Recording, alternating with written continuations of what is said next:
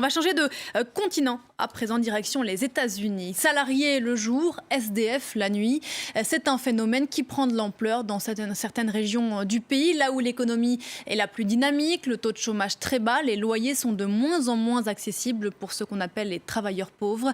Résultat, ils sont de plus en plus nombreux à dormir dans leur voiture après leur journée de travail. C'est notre focus aujourd'hui, il est signé de nos confrères de France 2, Jacques Cardoz et Thomas Donzel. À la nuit tombée, ces véhicules apparaissent comme des ombres. On ne soupçonne pas qu'ils appartiennent à une nouvelle catégorie de la population.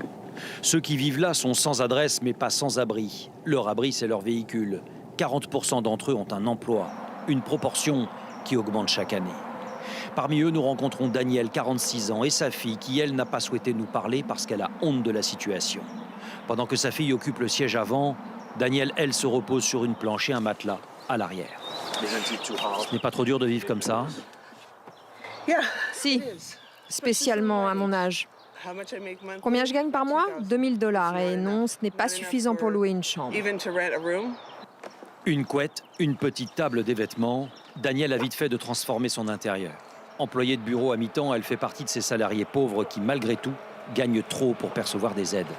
Pour s'en sortir, elle préfère investir ses maigres revenus dans de nouvelles études et économiser sur son logement.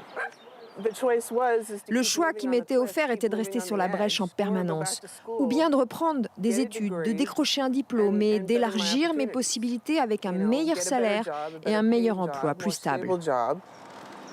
En fait, Danielle a longtemps été comptable, mais en 2012, elle a perdu un emploi stable. Depuis 5 ans, elle est constamment sur la route. Elle fait partie de cette nouvelle catégorie de la population, aux États-Unis, qui vit en marge sans réellement être une marginale.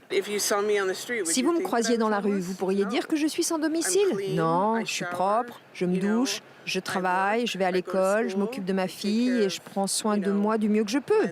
C'est juste que je vis dans une voiture. Sans frigidaire ni possibilité de stocker, elle a bien conscience de se nourrir mal, quasiment exclusivement dans les fast-foods. Ah oui, je déteste ça. Je déteste ça. On vous dirait que je suis une bonne cuisinière. Mon grand-père m'a appris quand j'étais petite.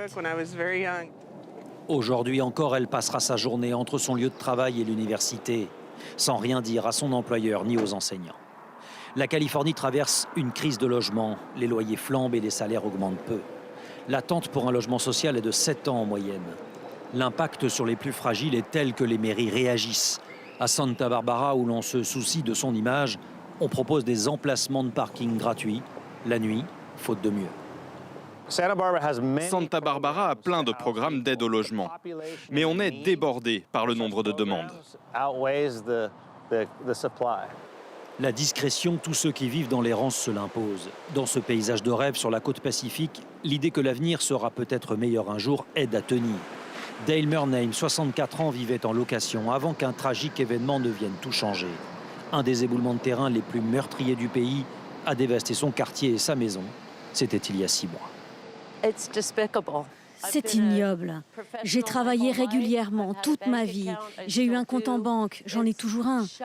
C'est choquant de voir à quel point on est tout seul dans ce monde. Dale a longtemps été assistante dentaire, mais dans sa maison, elle tenait aussi une affaire de médecine douce et elle a fait faillite. Depuis, elle se sent seule. C'est comme si j'avais été catapultée hors de ce monde. Et je survis avec l'âme en paix, mais sans savoir où je vais. Les assurances et les organisations humanitaires n'ont fonctionné qu'un temps. Désormais, elle erre de parking en garde-meuble où elle conserve quelques souvenirs. Toute ma vie est là. Oui, toute ma vie. La discrétion est une règle d'or. Elle ne connaît son emplacement de parking qu'au dernier moment. Le voisinage ne doit pas être alerté. Cela renforce le sentiment de solitude. Divorcée 2 fois, sans enfant, difficile pour elle d'envisager l'avenir. Voilà mon lit très confortable. Je ne me plains pas. C'est devenu ma maison ici. Je ne sais pas ce que sera mon avenir. Quand je pense à l'idée de redémarrer mon petit cabinet médical, je me sens très motivée. Quand je pense à l'idée de retrouver une petite maison un jour, ça me rend heureuse. Mais je n'en suis pas là. 30% de ces sans domicile fixe ont plus de 50 ans. En principe, aux États-Unis, il est interdit de dormir dans son véhicule, comme on le voit ici. Mais le triste succès de ce programme d'aide est en train de faire des émules dans d'autres villes.